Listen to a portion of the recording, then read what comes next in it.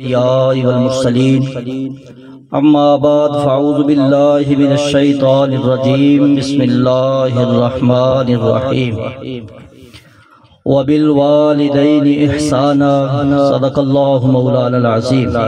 محبت کے ساتھ ایک مرتبہ دوسری پڑھ لیں۔ الصلاۃ والسلام علیک یا رسول اللہ وعلی آلک وصحابک یا سیدی یا حبیب اللہ۔ حضرات محترم، میں اور آپ سب حضرات آج بابا جی کے اصال ثواب کے لیے ان کے بیٹوں کی طرف سے ان کی دعوت پر یہاں جمع ہوئے ہیں۔ بلا شبہ یہاں پر ہمارا جمع ہونے کا ایک ہی مقصد ہے کہ ہم نے مل بیٹھ کر جس طرح خاندان والوں کے لیے حوصلہ افزائی کا سبب بننا ہے، اسی طرح دعا کر کے بابا جی کی بخشش کا سبب بننا ہے۔ حضرات محترم، یہ ایک اچھا عمل ہے اور یہ عمل عین شریعت کے مطابق ہے کہ اپنے مرحومین کے لیے اور خاص الخاص والدین کے لیے اولاد کا دعا کرنا، یہ تو پیارے آقا علیہ السلام کی حدیث مبارکہ اور قرآن میں حکم ہے کہ اپنے والدین کے لیے دعائے مغفرت کرو۔ خوش قسمت ہیں بابا جی جن کی اولاد نے یہ اتنا بڑا اہتمام کیا، اور ماشاءاللہ مجھے اس بات کی بڑی خوشی ہوتی ہے کالج میں آ کر، جبکہ یہ آپ کام جو ہے دیگر علاقوں میں ختم ہو گیا کہ کلمہ شریف 1.25 لاکھ مرتبہ پڑھا جاتا ہے، درود پاک پڑھا جاتا ہے۔ اب تو رسم رہ گئی ہے، بس آؤ اور جاؤ، کوئی پتہ نہیں کہاں جا رہے ہیں اور کیوں جا رہے ہیں، کیا مقصد ہے۔ تو یہ ختم پاک، ختم انبیاء جسے ہم کہتے ہیں، لا الہ الا اللہ محمد الرسول اللہ، کہ ہمارا کلمہ ہے لا الہ الا اللہ محمد الرسول اللہ۔ 1.25 لاکھ انبیاء علیہ السلام کا کلمہ یہی ہے۔ بزرگان دین فرماتے ہیں جس میت کے لیے 1.25 لاکھ مرتبہ کلمہ پڑھ کے ارسال کیا جائے، اللہ کی رحمت کو اللہ کو یہ گوارا نہیں ہوتا کہ اس کو عذاب دے، بلکہ اللہ کی رحمت پر واجب ہو جاتا ہے کہ اس کی بخشش کر دی جائے۔ اس کتنی طاقت ہے اس کلمے میں۔ میری ان سے گزارش ہے کہ آپ سبحان اللہ کا ورد جاری رکھیں۔ سبحان اللہ کہنے سے زبان تھکتی نہیں ہے، یہ اللہ کا ذکر ہے۔ آقا علیہ السلام نے فرمایا کہ تم جب مسجدوں میں جاؤ تو جنت کے پھل کھایا کرو۔ تو صحابہ نے عرض کی یا رسول اللہ صلی اللہ علیہ وسلم جنت کے پھل کیا ہیں؟ تو آقا علیہ السلام نے فرمایا اللہ کا ذکر، اللہ، سبحان اللہ، ماشاء اللہ، اللہ، یہ کلمات ایسے ہیں کہ ہر زبان کر سکتی، کیونکہ ہماری زبانیں جو ہیں وہ اس طرف لگی ہوئی نہیں ہیں۔ دنیا کی باتیں کرتے ہوئے ویسے کرتے ہوئے ہم تھکتے نہیں، لیکن جب ایسی محفل میں آتے ہیں تو ہم اکتا جاتے ہیں، یہ معاملہ نہیں ہے۔ میں محترم غفار صاحب نے جنازہ پڑھایا، یقینی طور پر جو ہے وہ مجھے خوشی ہوئی کہ ایسا جذبہ ہر ایک کے اندر ہونا چاہیے، اور یہ قرآن کا حکم ہے۔ ہمیں پتہ ہے کہ ہم نے بچہ کو ڈاکٹر بنانا ہے اور اس کو ہنر سکھانا ہے، سارے کام کرنے ہیں، یہ بھی اچھی بات ہے، لیکن ہمیں یہ نہیں پتا کہ قرآن ہم سے کیا تقاضا کر رہا ہے۔ قرآن کہتا ہے کہ اے محبوب صلی اللہ علیہ وسلم ان سے کہہ دو کہ ہر خاندان میں سے ایک بندہ دین والا ہونا چاہیے۔ وَأَنذِرْ عَشِيرَتَكَ الْأَقْرَبِينَ، جو ان کو دینی معاملات میں ڈرائے۔ ہر قبیلے سے مولوی کا ہونا ضروری ہے؟ بھائی نہیں ضروری، کوئی نہیں ضروری نا، ضروری آپ کو پتہ نہیں، بولتے نہیں آپ۔ ہر قبیلے سے ایک بندے کا دین سیکھنا ضروری ہے، اسی لیے ہر محلے میں ایک امام کا ہونا ضروری ہے تاکہ قوم بگڑ نہ جائے۔ ہم مولوی تھوڑا سا شور کرتے رہتے ہیں تو سمجھاتے رہتے ہیں بھائی یہ نہ کرو وہ نہ کرو، اگر ہم بھی چھوڑ دیں، اسپیکر بھی بند کر دیں جس طرح بند کر دیے گئے تھے کہ کوئی دین کی بات کسی کے کان تک نہ پہنچے، تو یہ پھر معاشرہ تو پھر جو ہمارا حال ہو رہا ہے اور جو ہم کر رہے ہیں دین سے ہماری دوری ہے، تو یہ بہت سخت معاملہ ہے۔ بڑی خوشی کی بات ہے کہ اس خاندان سے بچے حافظ قرآن ہو بھی چکے ہیں اور ہو بھی رہے، یہ بھی بڑے اعزاز کی بات ہے کہ بابا جی جو اس خاندان کے سربراہ ہیں اور اس دنیا سے گئے ہیں۔ یقیناً آقا علیہ الصلوۃ والسلام نے فرمایا ایک شخص جو گناہگار تھا اس کا انتقال ہو گیا اور اس کو دفن کر دیا گیا۔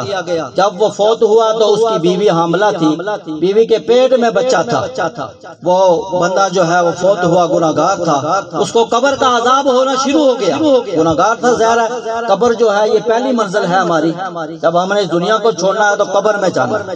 اور آقا علیہ الصلوۃ والسلام نے فرمایا میں نے سارے منازل کا مشاہدہ کیا ہے، سب سے جو مشکل منزل ہے، سب سے جو مشکل جو کام ہے مرنے کے بعد اور زندگی میں، وہ قبر کا منظر ہے۔ قبر کے منظر سے بڑھ کر کوئی اور منظر ہو سکتا نہیں ہے۔ ہمیں قبر کی فکر ہی کوئی نہیں، دفنا کر بھی آتے ہیں، جنازہ بھی پڑھتے ہیں، اور پھر بھی ہمیں کوئی پتہ نہیں کہ قبر ہمارے ساتھ کیا اثر کرے گی۔ قبر کا جو آقا علیہ السلام نے فرمایا یہ تو بیان سے ہی پار ہے معاملہ، اتنا سخت ہے قبر کا عذاب۔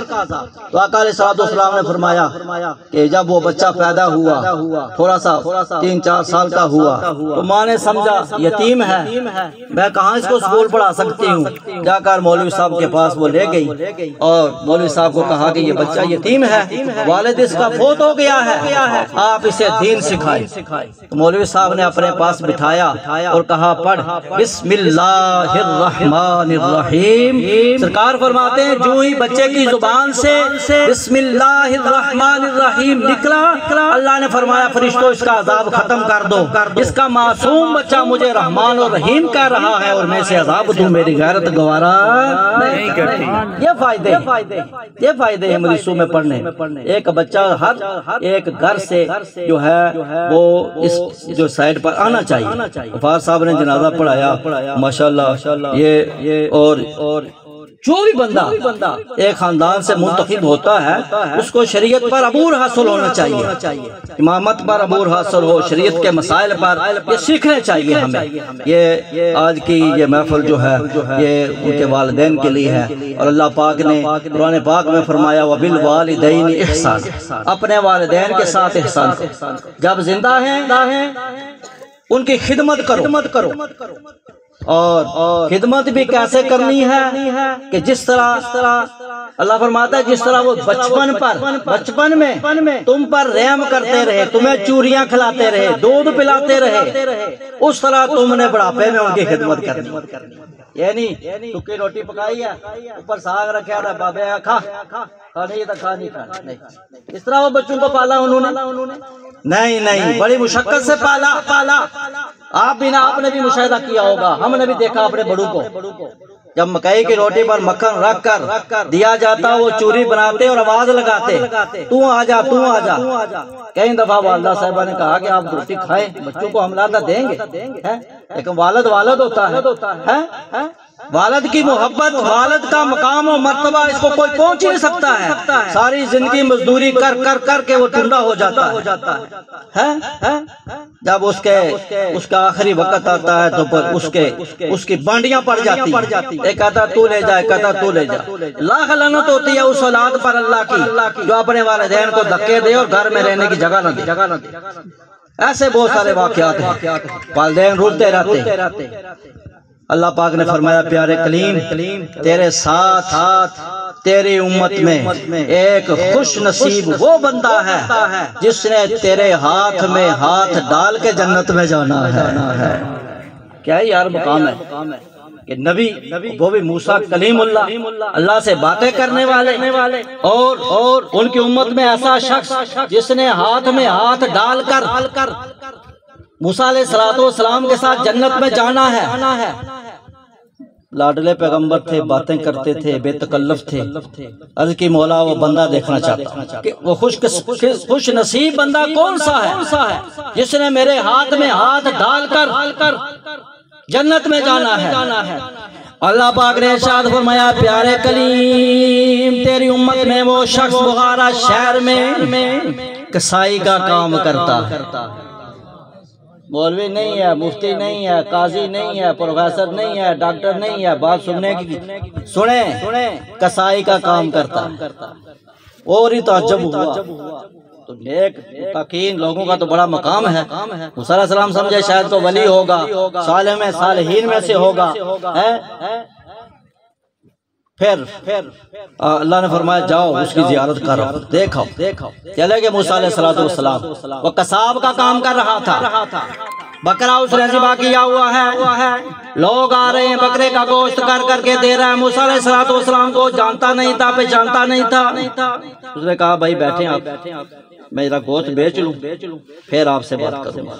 موسیٰ علیہ السلام دیکھ رہے ہیں اس کا کام، ٹوکا چلا رہا ہے، سائی جس طرح کرتے ہیں، گوشت بیچ کر اس نے اچھا گوشت جو یہ ہوتا ہے نا چوڑی کا گوشت، ہر بندہ کہتا ہے پٹ لبا چوڑی لبا، وہ گوشت اس نے، وہ مہنگا بھی ہوتا ہے، اسپیشل اگر لیا جائے تو مہنگا، وہ گوشت اس نے اتارا اور اس کا قیمہ کیا اور اس کو شاپر میں ڈال کر رکھا۔ یہ بھی موسیٰ علیہ السلام دیکھ رہے ہیں، اس کو نہیں پتا یہ موسیٰ ہے۔ پھر اس نے جب گوشت بیچ دیا اب کہنے لگا او مہمان ہیں ہمارے، آؤ میرے ساتھ چلو، میں گھر میں تمہاری خدمت کروں اور تمہیں اچھے طریقے سے آپ کی میں جو میزبانی کروں، میرا حق بنتا ہے۔ موسیٰ علیہ السلام پیچھے پیچھے، کسائی آگے آگے، سبحان اللہ، اللہ کے نبی کریم پیچھے پیچھے، کسائی آگے آگے، وہ گھر چلا گیا، جا کر کیا کرتا ہے اس قیمے کو پکاتا ہے، پکا کر روٹی پکاتا ہے، روٹی پکانے کے بعد ایک واکڑے میں وہ روٹی اور قیمہ ڈال کر اس کو گوندتا ہے، نرم کر کے ایک کمرے میں چلا گیا۔ موسیٰ علیہ السلام بھی پیچھے پیچھے اس کمرے میں چلے گئے۔ ہائے ہائے ہائے ہائے، دیکھو یہ کرتا کیا، مہمان میں ہوں، مجھے کھانا نہیں دیا، کمرے میں چلا گیا۔ دیکھتے کیا ہے، بوڑھے والدین ٹنڈے ہوئے، آنکھوں میں جو ہے وہ نظر نہیں ہے، ہاتھوں میں طاقت نہیں ہے اور ٹانگوں میں جان نہیں ہے، اس طرح بیٹھے ہوئے چارپائیوں پر۔ اس نے وہ گوندی ہوئی روٹی ان کے منہ میں ڈالی، ان کے منہ میں ڈالتا جاتا ہے، وہ کھاتے جاتے ہیں۔ کھانے کے بعد جب وہ بس کر گئے، انہوں نے اس طرح مونڈی ہلائی کہ ہم سیر ہو گئے ہیں، رج گئے ہیں۔ اب موسیٰ علیہ السلام دیکھ رہے ہیں، اس نے وہ برتن لیے اور باہر نکلا۔ اب مائی جو تھی نا اس کے ہونٹ ہل رہے تھے، کھانے کے بعد اس کے ہونٹ ہل رہے تھے۔ موسیٰ علیہ السلام نے کہا کچھ ماجرا ضرور ہے۔ مائی کیا کہہ رہی ہے؟ آپ نے وہ اپنے جو کان ہیں وہ مائی کے ہونٹوں کے قریب کیے اور مائی کہہ رہی تھی اللہ جس طرح یہ میری خدمت کر رہا ہے اور ہمیں یہ روٹی کھلا رہا ہے، اگر کوئی بیٹی بھی ہوتی ایسی خدمت نہ کرتی، اس نے ہماری خاطر شادی بھی کوئی نہیں کی، کاروبار بھی کرتا ہے، ہماری خدمت بھی کرتا ہے۔ یا اللہ ہماری دعا یہ ہے کہ کل قیامت کے دن اس میرے بیٹے کو موسیٰ نبی کے ساتھ جنت میں ہاتھ ڈال کر داخل فرما۔ موسیٰ علیہ السلام خوش ہو گئے، پتہ چل گیا۔ جب روٹی لے کر آیا نا موسیٰ علیہ السلام، فرمایا میرے پاس بیٹھ، مبارک ہو تمہیں۔ اس نے کہا کون سی مبارک؟ اب بھی نہیں وہ پہچانا کہ یہ کون شخص ہے۔ آپ نے فرمایا تو مجھے نہیں پہچانتا، لیکن تو وہ خوش نصیب ہے میری امت میں جس نے میرے ہاتھ میں ہاتھ ڈال کے جنت میں جانا۔ اس نے کہا میں تو مجھ سے نماز بھی نہیں پڑھتا، اتنا نیک بھی نہیں ہوں۔ فرمایا پر تو جو عمل کرتا ہے اللہ کو وہ مقبول ہو گیا۔ مبارک ہو، بشارت ہو، تیری ماں نے جو دعا مانگی ہے اللہ پاک نے وہ دعا قبول کر لی ہے۔ کل جب جنت میں جاؤں گا تو میرے ہاتھ میں ہاتھ ڈال کے جنت میں جائے گا۔ یہ ہے کہ موسیٰ علیہ السلام نے جو کسائی تھا اس کا یہ عمل دیکھا۔ آقا علیہ السلام نے فرمایا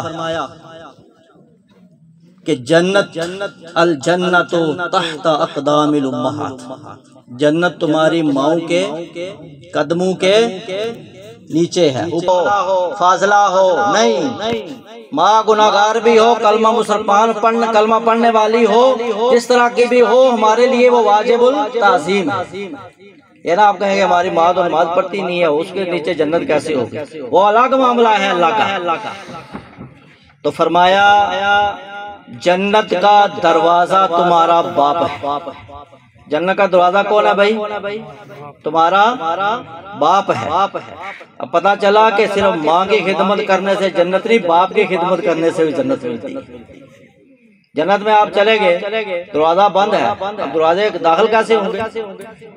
یا جنت میں گھر بنا لیا، اس کا دروازہ ہی کوئی نہیں، بزرگ بیٹھے ہوئے ہیں، مکان جب بنایا جاتا ہے تو اس کے دروازے کا تعین کیا جاتا ہے، اس میں کھڑکیوں کا تعین کیا جاتا ہے۔ کوئی بے وقوف ہی ہوگا جو گھر بھی بنا لے اس کا دروازہ نہ لگائے۔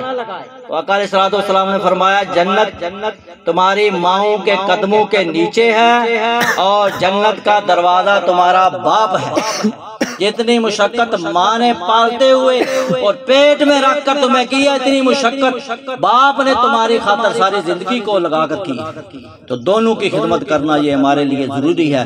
اور اس وقت قرآن نے کہا او کلاہما فلا تقل لہما اف ولا تنہرہما وقل لہما قولا کریما، کہ جب بوڑھے ہو جائیں پھر وہ جو مرضی کہتے رہیں بیٹھے ہوئے، تم نے اف تک نہیں کہنی، بس مونڈی لانی ہے تو کام کری جا، یعنی آنو بڑھیا چپ کر دیا کہ تو اللہ نہ ایسے یہ اس وقت ہی ہے کہ جب ہم پڑھ ہیں، ہمیں پتہ ہی کوئی نہیں۔ جب ہماری اولاد پڑھی ہوگی، بزرگوں کو چھوڑ کر نوجوان دین سیکھنے کا شوق ہوگا، کو پتہ ہوگا کہ اگر اف بھی کہی، اف کہی تو پھر بھی ردن جائیں گے، کہنا اف تک بھی نہیں ہے، چاہے کہ ہم والدین کی نافرمانی کریں۔ وہ چاہتا ہے کہ اچھا اقدام کیا ہے جناب برادران نے اپنے والدین کے سارے ثواب کے لیے۔ ٹائم کا جو ہے وہ تھوڑا ہے، جو بھی جتنے بھی آئے ہیں حضرات، اللہ پاک سب کی حاضری قبول فرمائے، اور جو بھی پڑھایا ہے اللہ اپنی بارگاہ میں قبول فرمائے۔